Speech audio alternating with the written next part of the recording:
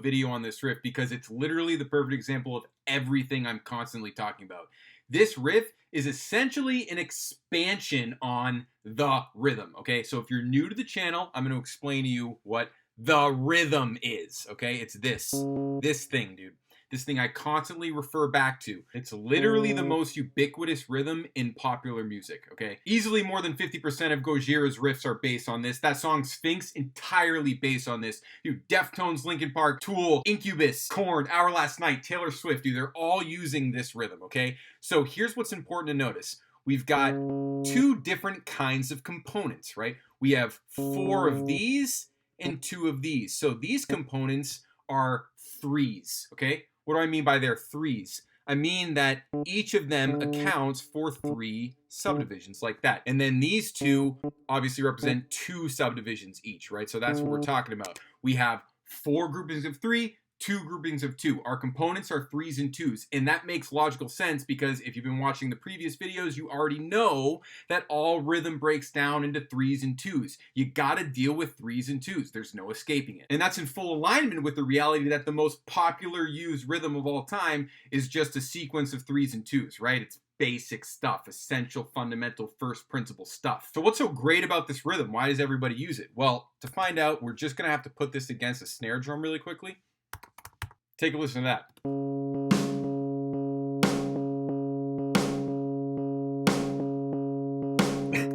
Like, you know what I mean? It's a million songs. It's everything. It's the fundamental energy that will inspire you to create endlessly. That rhythm against a backbeat. What makes it compelling is that it's 3/4, right? These first 4 groupings of 3 are kind of going against that snare drum, right? Creating rhythmic tension, right?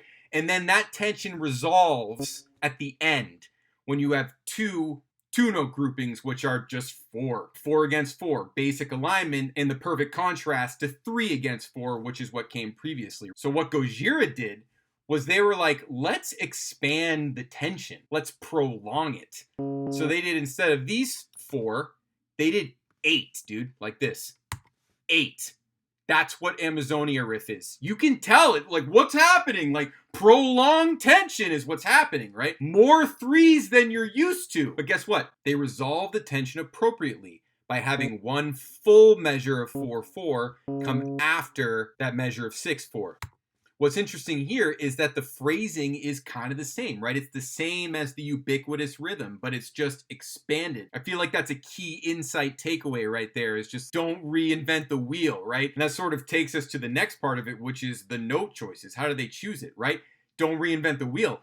Literally just the most basic pentatonic choices they could possibly pick. And what's mind-blowing is, dude, just go back and watch all of my previous videos. These notes are like the exact same notes that I usually would pick, including that whole flat 6 thing. That happens in this riff. This riff is an excellent example of my whole binary tonality argument. Lots of videos you got to go back and watch if you're new to this channel. But this riff sums a lot of it up real quick. Like minor pentatonic patterns. But here's where they set up the extended tension, hitting the flat 2 of the key to set up another little arc pyramid. And I do think the geometry of this is something to take note of. Look at these geometric patterns. That one looks a bit like a pyramid to me.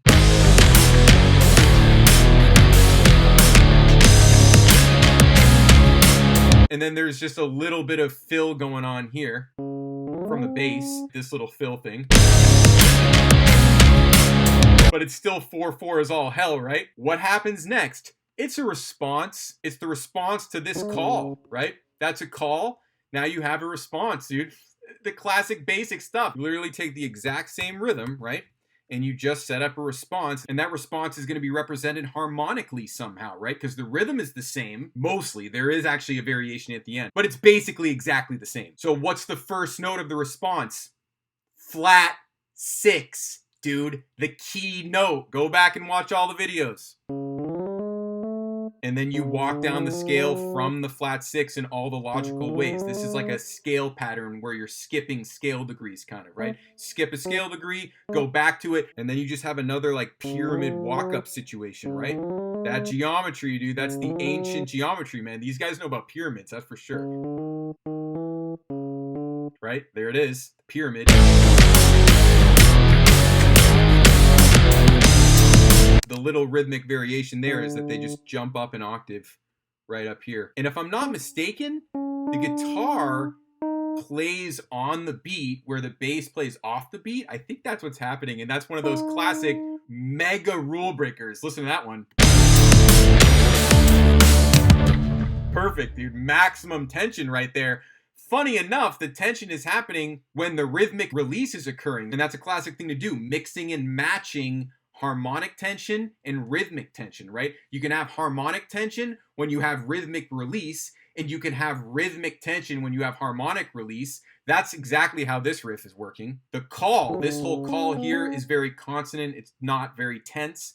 This entire response is all tension, right? So everything is about tension release. Everything's about call and response. And the other key is the rhythm. And now you see a way you can expand upon that rhythm. It's really important to go check out the music that you love and try to understand it from like a systematic perspective, because that's setting you up to learn high leverage systems, right? There's no denying that Gojira systems are high leverage. Just look at them. Maximum returns every single freaking time. But at the same time, look how basic and simple they are, and look how they already fit within all the systems I already teach in Systems for Creation, right? This could be a Systems for Creation weekly banger. Like you guys who are new, right? Every single week in the school, I post a new weekly banger, give you the MIDI, make a special video track that goes along with the banger, doing arranging, mixing tutorials, dude. Also, I am offering the initiation course, and that's actually a one-on-one course with me, where I initiate you over about 10 hours, and then I give you free lifetime access to the school, because then you're basically a faculty member. And that's how I'm building the faculty, is I'm training the faculty by basically hacking your brain to music theory, right? Because I have a system of hacking your brain in music theory. I can get you to understand all musical concepts in under 10 hours. I've done it many times. It's a proven system. So if you want that for yourself, you can reach out to me on Instagram. I'll hack you up. And then you get infinite access to school, and you're one of us. You're a faculty member, and then we get students. The idea is that you can teach them, right? You have access to teaching those students once you're initiated and a faculty member with free lifetime access to Systems for Creation. So anyway, dude, I have no doubt that your full creativity is unlocked at this point, so I want you to go get to work and create, join the school, post, become initiated, teach, make money. Links for everything in the description. At the very least, you should just go back and watch every single video I've made since December 2023. That's when I started just pouring out my secrets like this. And each video is building on the last, right? All these concepts are building on the last concept. So I can understand if you're new to the channel, you know, a lot of this stuff is like, what the hell are you talking about? Go back and watch, and you'll know, and you'll be like, whoa! And by whoa, I mean the way that that Gojira riff fits into the systems is like uncanny. It's freaking uncanny. It's like everything I've talked about. I was like, oh, I'll just go and check out this Gojira track because people have been talking about it. And it's like, wow! That's literally everything I talk about. So, go ahead, dude.